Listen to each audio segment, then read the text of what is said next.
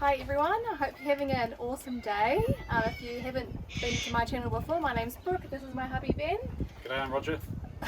And today we're going to do a gender prediction test based off 20 old wives' tales. So, the first one is the Chinese gender prediction chart, and I have seen this quite a bit actually.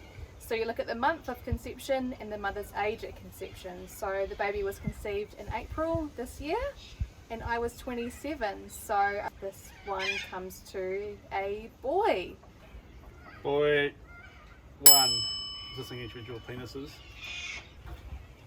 It's 1. Okay, the second wife's tale is how your skin feels. So apparently, if your skin's dry, it's a boy, and if it's oily, then it's a girl. My skin's not dry, it's probably more oily than normal, so I'm gonna say 1 point to a girl.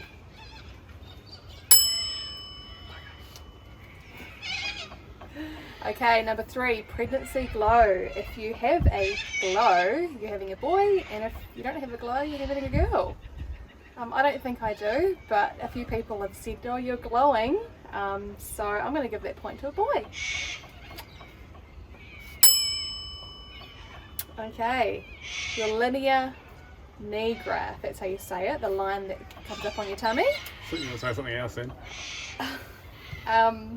So if the line continues above your belly button, it's a boy, and if it finishes below your belly button, it's a girl. I have a little line just up the top, but it doesn't end right down the bottom, so that's neither. So I don't think that's a point at all. No point? In the middle. Okay, number 5, hair on head. If it's thick and glossy, it's a boy. If it's limp and dull, it means you're having a girl. I'd say more thick and glossy. Well, what do you reckon? Right? Yeah? Alright, another point for a boy. Boy. So number 6 is body hair. If your hair grows thick and fast, you're having a boy, and if it's just normal, then you're having a girl. Does that mean like hairy nipples as well? Or? I saw you plucking them the other day. It's actually growing a lot slower than normal, so that's neither nor either. I'd say no point for that one. Yeah, it's not normal and it's not thick and hasn't grown fast, so there we go. Alright, number 7, weight gain. If your weight is all out the front, it's a boy, and if it's all over, then you're having a girl. I think it's just all out the front. I've got a basketball belly, so I'm going to give that point to a boy. Well, there's definitely been a bit more weight added to the back. Yeah, but it's not all over. Okie dokie, number 8, heart rate. Typically girls have a faster heart rate than boys. If it's above 140 beats per minute, you're having a girl. If it's lower than 140, then you're having a boy. The midwife tested the heart rate yesterday, or took the heart rate yesterday, and it was 148, and it's always been over 140, so I reckon give that point to a girl. I disagree, because the baby was moving at the time that they did that test. It was jumping all over the show, and they said during movement the heart rate's going to go up, obviously. I bought my own stethoscope, did a test the other day, and when it was still, most probably sleeping or whatever it's doing, and I got 117 beats per minute. So I'm going to go ahead and put a tick next to a boy. Thank you very much. Is that 5 or is that 6? Yeah, I just realised I stuffed up. That's 6. Alright, number 9, foot growth. Apparently boys are said to add half a size to your foot, to your feet, and girls stay in current shoe size. My feet have stayed the same, so it's 1 point to a girl. Was that like width-wise or just length-wise? Because your feet have got fatter from like moisture retention or water retention. Just said to add half a size, so yeah, it wouldn't be length, would it? It'd be weird, your bones grew. I haven't needed What if you had like 10 boys, you know, like over 10 years, you know, like you'd be like, water ski girl. Yeah. I haven't needed to change my shoes, so yeah. No. Point to a girl, I reckon. Cravings. If you crave salty foods, then you're having a boy. If you crave sweet foods, then you're having a girl. I don't think I've ever craved... I have craved salty foods, but I've always been a sweet girl, so I reckon a point to it, the girl. I've always said baby's sweet enough as it is. Number 11, carrying high versus low. So if you're carrying low, then you're having a boy. If you're carrying high, then you're having a girl. I'm carrying a lot lower than I was with my first baby, who was a girl.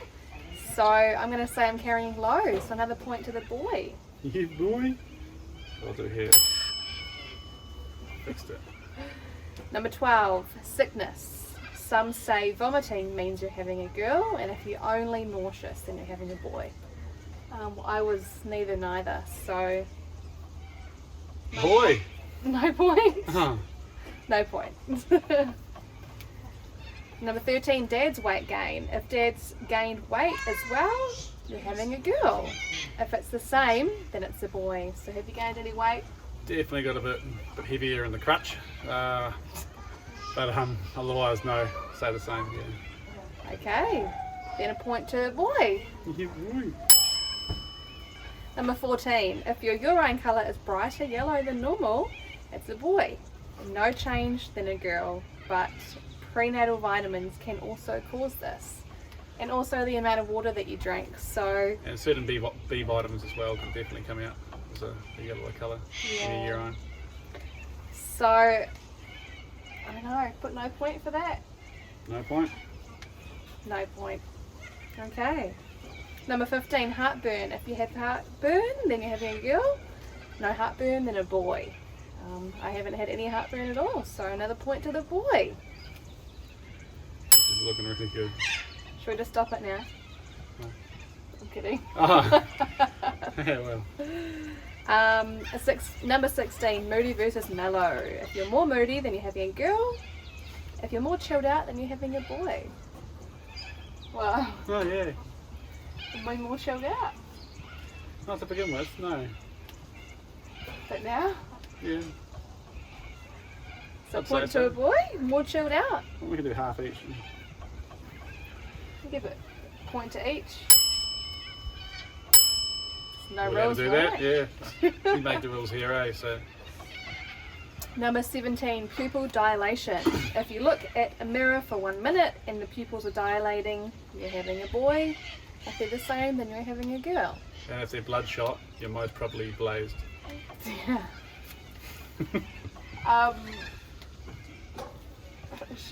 Do you want to just look at my eyes for a minute?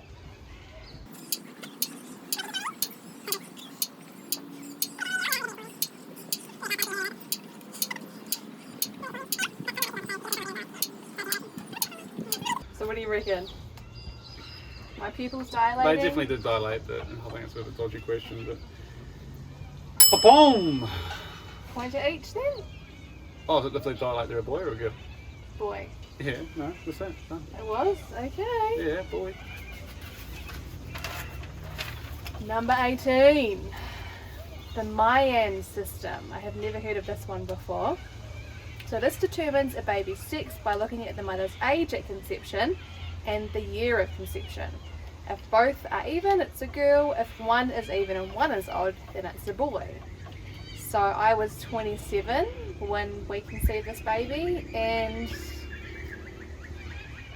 it was this year in 2020. So there's one odd number, one even number, which means a point to a boy. Oh, this is looking really good. Okay, number 19, the baking soda test. I've seen heaps of these done before. So you pee in a cup and add 2 tablespoons of baking soda. If it frizzes, it's a boy. If it stays flat, it's a girl. So I did this test earlier, and I'll show you the video now.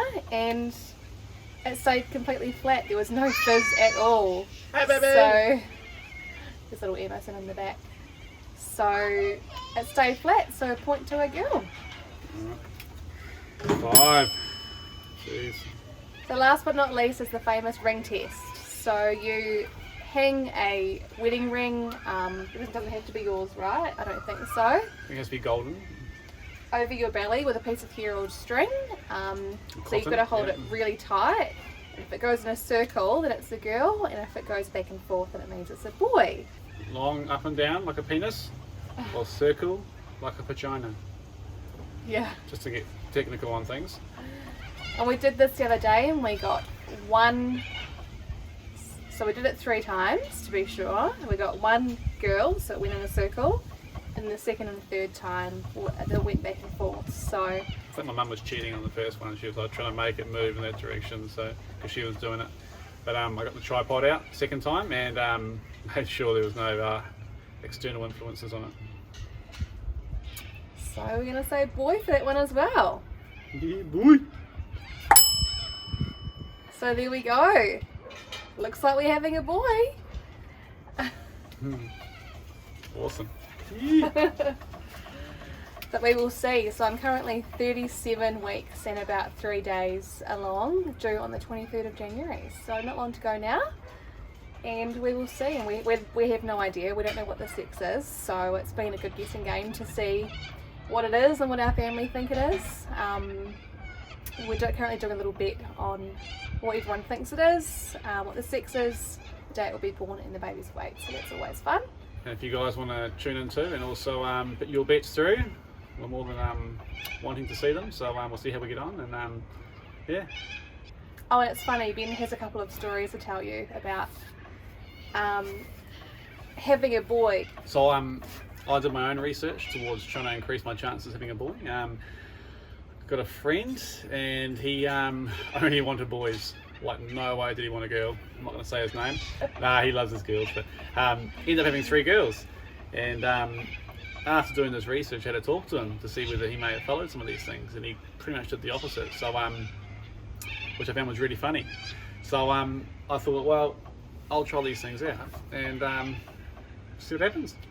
Increase our chances of having a boy. Just that you know, I'm not too fussed if we have a boy or a girl. I'd actually probably prefer a girl because be a great little sister for Emerson. But after trying all this, I'm pretty excited to try have a boy. So yeah, looking forward to it. Anyway, so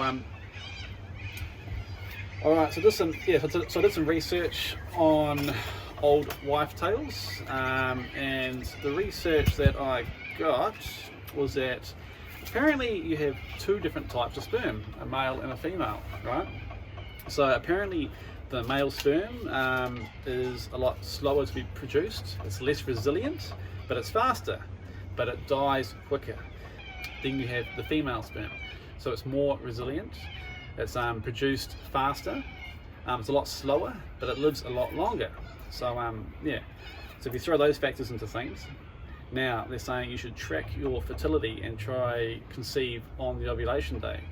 Now we did all these things, so Brooke recommends an app called Clue. It's free, it's easy to use, and it seems to be accurate. We had no troubles using it. Hey, you're happy with that, eh? Yeah, happy as, really easy to use. I've used it for my last 2 pregnancies and it was good. Alright, so now being male sperm is harder to produce, they recommend not to ejaculate for about a month prior to conceiving. So it's a big ask. But luckily, I was listening to a podcast from Dave Asprey and he had some recommendations on there. He was trying a few experiments at home, and he was recommended a book here called Come Again. I haven't actually read the book yet, I'm going to get into it. But one of the techniques it talks about is, I don't know the name of the muscle, it's the muscle between pretty much your ball sack and your arsehole, and guys, and you can pretty much tense that thing up and it blocks the tube, stops the actual semen coming out.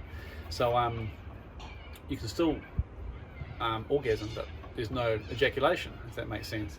So I've tried it, and it's a very hard muscle to control. You can do it, but you've got to use all your energy. So I think there's exercises you can use to help strengthen this muscle up, to make it stronger. I'm not too sure what the exercises are, but I think it's like tensing your asshole or something weird like that. But anyway, I'm sure you can do some Googling, and they'll have some real good explanations and diagrams and videos online for you to look at. Anyway, I do the cheat way. I just hold the muscle, and nothing comes out. It's amazing. A few other things we looked up with these old wife tales was they recommend you orgasm before to help release some fluids to help carry the semen up into the right passageways, and then after you ejaculate to help suck it back up in there to help get things moving. That's what we did, and I only gave her one hit. I'm a one-hit wonder man. She got pregnant, so see how that goes. Now, there's also another one. We didn't really monitor this, but I know it's a thing. Apparently the vaginal pH, so whether it's acidic or alkaline. Now, there's really so many environmental factors that control this, or such as diet, like where you're living in the world, whether you're stressed, not stressed, allergies, food allergies, whatever, But I'm sure there's you can look up certain foods that help stimulate certain hormones to help change the pH of the vagina. You can probably do it yourself with some bloody apple cider vinegar or some baking soda, whatever. But maybe even some peptides, whatever, online that you can look up, or certain vitamins or minerals that can help stimulate hormones to increase the alkalinity or the acidity of the vagina to help weigh up your things, because I think it tends to kill off the sperm. So I wouldn't be surprised if acidic kills off male and alkalinity kills off female, or vice versa, whatever, so might pay to look into that. But yeah, those are pretty much all the things we tried. So and after speaking to my friend, it was quite funny. He reckons, oh yeah bro, do you whack off before you give your missus one, just to get a nice fresh load in there? And I was like, bro, that's like what you do if you want to have a girl, bro. And he's just like quiet as on the phone. So I had a real good laugh at that. I thought it was hilarious. So I'm gonna be stoked though if this works. So yeah. Alright, thanks guys. That's our gender prediction video all done. Have a good day, goodbye, and see you next time. Bye!